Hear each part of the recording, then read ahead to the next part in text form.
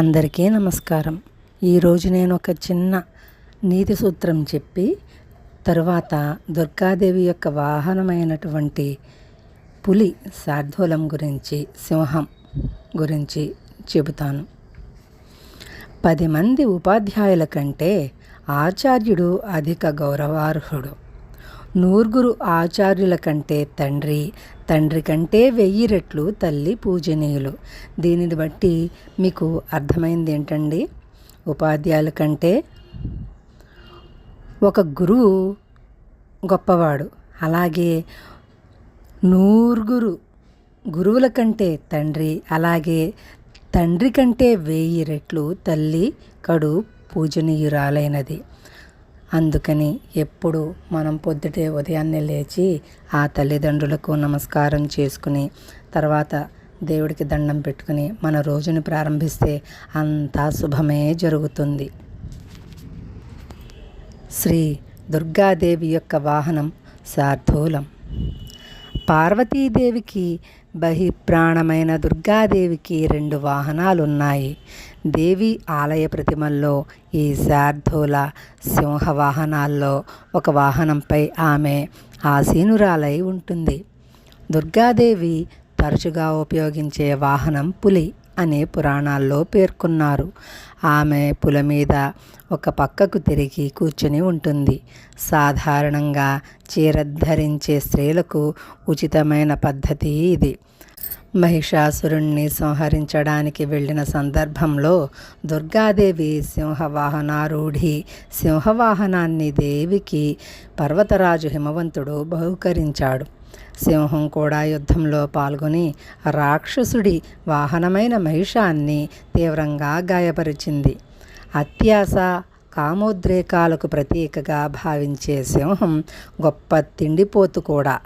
సింహాన్ని అధిరోహించిన దుర్గాదేవి ఈ గుణాలను ఆధ్యాత్మిక వికాసం వైపు మళ్లిస్తుంది. పులి, సింహాలు విశాలమైన అటవీ ప్రాంతాల్లో ఆధిపత్యం చెలాయిస్తూ ఇతర జంతువులకు భీతి గొల్పుతుంటాయి. సింహం మృగరాజుగా ప్రసిద్ధి. ఈ 2 జంతువులు తమ ధైర్య సాహసాలతో వినాశాన్ని సృష్టించగలవు. దుర్గాదేవిలోని ధైర్యం, ఓటమి ఎరుగని విజేత లక్షణాలు ఆమె వాహనాల్లోనూ ప్రతిబింబిస్తున్నాయి. దివ్యశక్తికి ప్రతిరూపమైన దుర్గకు ఈ 2 జంతువులు యుక్తమైన వాహనాలు. సింహం దుర్గాదేవికి కాక కాళీమాతకు కూడా వాహనమే. పార్వతీదేవికి భయానకమైన తీవ్ర ప్రతిరూపం కాళి. మానవుల్లోని ఆగ్రహం, గర్వం, నిర్భయాలకు ఈ దేవత సంకేతం. ఈ వాహనాన్ని అధిరోహించడం వల్ల మనుషుల్లోని ఈ దుర్గుణాలను అణచివేసే శక్తి తనకు కలదని కాళి సూచిస్తుంది. బుధ, రాహుగ్రహాలకు సింహమే వాహనమని చెబుతారు. కామాఖ్యాదేవికి హర్యక్షమే వాహనం. శివుడికి మోహిని రూపంలోని విష్ణువుకి జన్మించిన విలక్షణ పుత్రుడు అయ్యప్ప స్వామి. అతడి ప్రధాన వాహనం కూడా పులే. అనేక చిత్రాల్లో స్వామి పులిపై కూర్చున్నట్లు కనిపిస్తాడు కదా. మానవుడిగా అయ్యప్పకు సంబంధించి ఒక కథ కూడా ప్రచారంలో ఉంది. ఆమె సవతి తల్లి అతన్ని వదిలించుకోవాలని ఒక పన్నాగం పన్నింది. తనకు అనారోగ్యమని నటిస్తూ ఆ వ్యాధి నయం కావటానికి పులిపాలు తెమ్మని కోరింది. వినయశీలి అయిన కుమారుడు అడవికి వెళ్ళి పాలిచ్చే ఒక పులిని వశం చేసుకుని ఆమె దగ్గరకు తీసుకువచ్చి తన దైవత్వాన్ని రుజువు చేసుకున్నాడు. అనంతర కాలంలో తనకు దైవస్థాయి లభించినప్పుడు పులిని తనకు వాహనంగా చేసుకున్నాడు. సంతోషీమాత కూడా పులిపై స్వారీ చేస్తున్న చిత్రాలు గోచరిస్తాయి. పులి క్రౌర్యానికి చిహ్నం. సంతోషీమాత కరుణాలు సదా చిరునవ్వుతో కనిపిస్తుంది.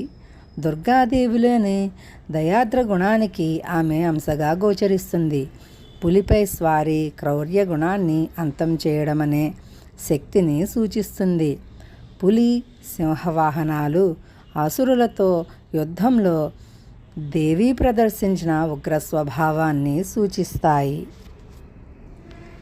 దీనితో పాటుగా మూడవ అవతారమైనటువంటి దుర్గాదేవి చంద్రఘంటాదేవి గురించి మనం తెలుసుకుందాం.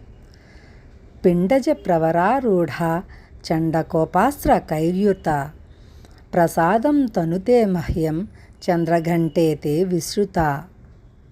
దుర్గామాత యొక్క తృతీయ శక్తి చంద్రఘంటాదేవి నామంతో ప్రఖ్యాతి చెందింది. నవరాత్రుపాసనలో మూడవ నాడు ఈమె విగ్రహాన్నే పూజించి ఆరాధిస్తారు. ఈమె స్వరూపం పరమశాంతిదాయకమై కళ్యాణప్రదమైనది. ఈమె మస్తకంపై ఘంటాకారంలో అర్ధచంద్రుడున్నాడు. ఈ కారణం వల్లనే ఈమెను చంద్రఘంటాదేవి అని పిలుస్తారు. స్వర్ణసమంగా ఈమె శరీరవర్ణం భాసిల్లుతూ ఉంటుంది. ఈమెకు గల దశహస్తాలలో ఖడ్గాది శస్త్రాలు, బాణాది అస్త్రాలు రాజిల్లుతూ ఉంటాయి. సింహవాహిని అయిన ఈమె ముద్ర సర్వదా యుద్ధోన్ముఖమై ఉంటుంది. ఘంటా సదృశమైన ఈమె చండధ్వనులకు అత్యాచారులైన దైత్య దానవులు కంపించిపోతూ ఉంటారు. నవరాత్రుల్లో కొనసాగే దుర్గాదేవి ఉపాసనల్లో మూడవ నాడు జరిగే పూజ అత్యంత మహత్వపూర్వకంగా ఉంటుంది. నాడు సాధకునికి మనస్సు మణిపూర చక్రంలో ప్రతిష్ఠితమై ఉంటుంది. చంద్రఘంటాదేవి కరుణ వల్ల సాధకునకు అలౌకిక వస్తువుల దర్శనం అవుతుంది. దివ్య సుగంధానుభవం కలుగుతుంది. వివిధ ప్రాకార ధ్వనులు వినవస్తాయి. సాధకుడు అత్యంత సావధానంగా ఉండవలసిన క్షణాలివి.